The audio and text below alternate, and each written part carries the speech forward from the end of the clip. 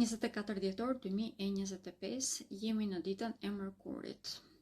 Gjatë ditës do të kemi dy ndikime vërtet shumë të rëndësishme. E para do të jetë kalimi i Venusit tek shenja e Bërciapit. Kjo do të ndodhë në orën 17:26. Deri në atë orë Sridoj do të nxjerrin sfida të papritura jo të këndshme. Pak më tepër shenjit i Venus në këto momente ka një kënd negativ me Neptunin, i cili krijon një mjegullim të dukshëm si në mendjen tonë, po ashtu edhe në lidhje me perceptimin e ndjenjave.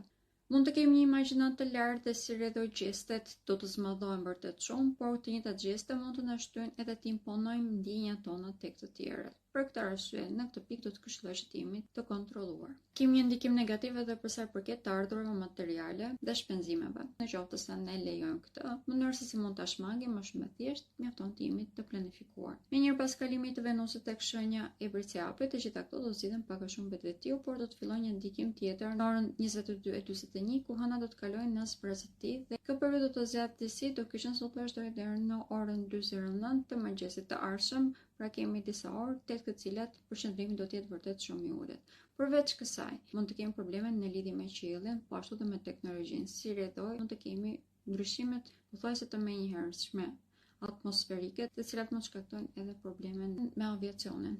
Avionat mund të kenë vonesa gjatë këtyre orëve. Do të këshilloj që të qëndronim në rutinën tonë, të përmbahemi asaj që dim dhe të mos marrim risqe të panevojshme. Për fat të mirë, gjatë gjithë kësaj dite do të kemi disa ndikime që do të na ndihmojnë që të kalojmë këto probleme që sapo përmenda, dhe kjo është mendjembrehtësia dhe përdorimi shumë efikas i inteligjencës tonë. Për këtë arsye, edhe autokontrolli edhe programimi do të jetë vërtet shumë i thjeshtë. Për të gjithë ata që nuk më njohin, unë jam astrologja Denisa Shyle. Faleminderit dhe mos harroni të më ndiqni për të marrë informacione të tilla në lidhje me astrologjinë dhe me yjet.